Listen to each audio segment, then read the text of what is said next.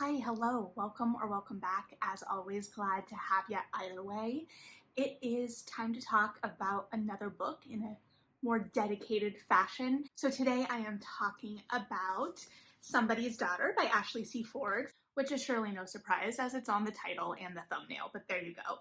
I actually debated this a bit because this is a memoir, and I don't think I've ever talked about a memoir in a more dedicated fashion, but memoir is hard because I don't want it to ever feel like I am judging the person's life experience necessarily, right? Like, I want to talk about the craft in the book and the reading experience, but, the writer's life is so wrapped up in the story and it is so personal. So, I don't know. I was like, I'm not sure, but I really want to talk about this book. I actually went to a digital release week event through Women and Children First. That was a conversation between Ashley and Glennon Doyle, who I admittedly haven't read anything by, but I know the name.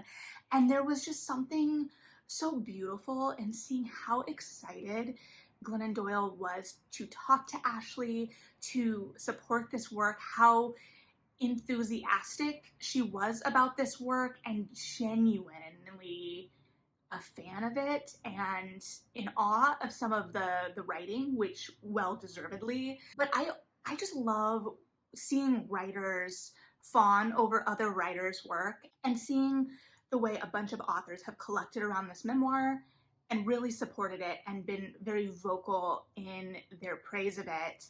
I knew it was going to be something special, and it did not disappoint. So let's talk about it ish. So this memoir opens up with a letter from Ashley's father as he is getting ready to leave prison, and he has been incarcerated most of Ashley's life. So the memoir is really structured around Ashley finding out that her father is getting out of prison and what that means for her and her story. So it is a coming of age memoir, and it is framed by that relationship for sure, but it is also rooted and anchored by all of these other strong filial relationships that Ashley has, specifically with her mother, her grandmother, her siblings, and her larger extended family to a certain extent as well. And one of the things that was brought up at the event that I attended was Ashley's ability to write childhood and write memory. And I found it really interesting during the conversation, but at the time I hadn't read the memoir yet. So I was able to kind of root myself in the passages that were read at the event, which were gorgeous, but I hadn't rooted myself in the full text. And the way memory and childhood are written here are truly something spectacular. And the way Ashley can put herself in these childhood moments. Like, one of the stories from the beginning that really stuck out to me is she talks about when she was trying to stay up to see the sunrise and kind of like all of the childhood obstacles that stand in the way of that very simple want, and a want that now it's like, yeah, I do not want to get up to see the sunrise, but just the purity of that, and something that is so simple that can have such weight to it. And she also is able to imbue such strong and deep emotions in these little moments. There is a great care and craft to the specific. It's not a long memoir at all. It comes in at 210 pages, but I did not blow through this in the way that I was anticipating. And that is not a critique of the craft or the book at all, but rather my reading experience required some time to sit with it, to kind of languish in the language, to let the moments breathe. It's very episodic, so it moves from anecdote to anecdote, and it's all woven together by these larger themes that start to emerge. But at the time of the reading, it is kind of just like these little peeks into these moments of coming of age. And one of the central relationships of the book is her relationship with her mother. This is established in kind of like the bookend portion, and then we see her relationship with her mother as a child. And her relationship with her mother is not my relationship with my mother at all. And yet, I could still see so much truth to my relationship with my mother in it and the way it was written. And I could see so much truth of what I know of my mother's relationship with her mother. And this was touched on at the event too, is this idea of the specific being the universal, right? We talk about it all the time. And I think here we get to see that. And I think that that's true, but also I think that there is a lot of craft involved because she's able to cut through so much emotionally in such a little amount of space, right? That, like I said, this isn't a long book. So the language is very specific and it's very powerful. It doesn't feel like it's overwhelming me as a reader by any means, but I know that it is packing a punch. And I was very emotional for most of my reading of this book. I was like on the edge of tears, whether it be things going on in Ashley's life in the book or the kind of things that she was able to illuminate through the narrative that just struck me. So the relationships were just so deep and full, and there is a complexity and a nuance to everyone in this book. And I've heard her talk about it a little bit, but she does talk about how she's not interested in writing heroes and villains. She's interested in writing people and the complexity of people, and that you have to offer room for people to make good decisions and bad decisions, and the grace that's offered in both. And I think especially in a memoir in this form, that is important. And I think that it also makes it the hardest time to do that because these are relationships and people, one that you have an emotional connection to in the sense that these people are around in your day-to-day life, presumably. So there are going to be potentially, depending on the relationship, emotional repercussions of things. Like there is a truth to everything here that is brave in and of itself. Whether certain people in the memoir are going to read the final product or not, I don't know. But there is a bravery in being able to be that insightful and that truthful for real things. And yes, all writing is brave and reveals truth and insight and is often rooted in real things. But I hope that what I'm saying makes sense there. So there's the, kind of like real world repercussions, but then also this being your life, there is so much emotion and personal baggage there. And in the midst of all of that, it's not always easy to see clearly. And even where things may be clear, it's not always easy to offer grace in the way they are presented. So I guess what I'm getting at with that is, especially like in her relationship with her mother, it is very complex. Her mother is not always an easy person, and she's not always a good person to Ashley. And Ashley is able to write that with truth and to not sugarcoat anything, to present things as they are, but to also offer that a lot of grace. And she's able to look at different sides of it, and she's able to present a flawed human with good intentions that doesn't always make the best choices. And she's able to do this through the lens of whatever age she's at, even while acknowledging her own emotions.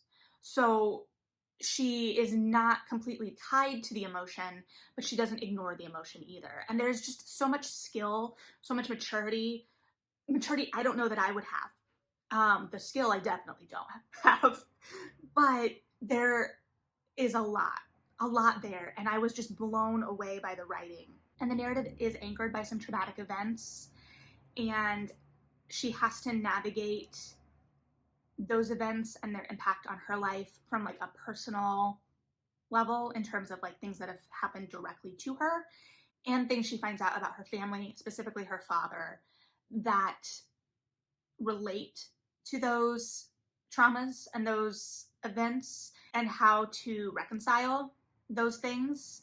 And it explores these big ideas in a way that also just feels like we're watching these little moments of a life. And so it's both heavy but never mired.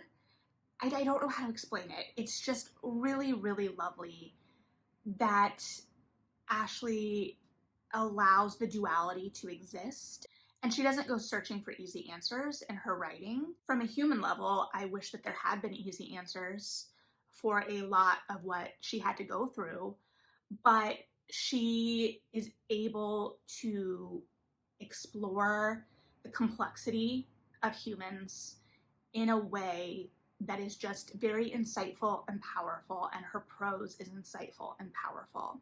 Now, from a selfish level, Ashley grew up in Fort Wayne, so most of the book takes place in Fort Wayne, Indiana, which is kind of just like across the state from where I grew up in northwestern Indiana. And I find myself going to Hoosier authors a lot. Like, I remember I read All the Bright Places, which I actually have a lot of problems with, but I first read that book because it talked about how they were like visiting all of these Indiana landmarks. And I was excited to see my childhood and where I grew up reflected in like these landmarks. But I didn't see my Indiana reflected in that book.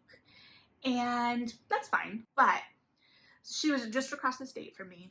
And so there was a moment specifically in like the childhood section where they're getting ready to go to Indiana Beach. And I am constantly searching for Indiana Beach in like Indiana, like reference things.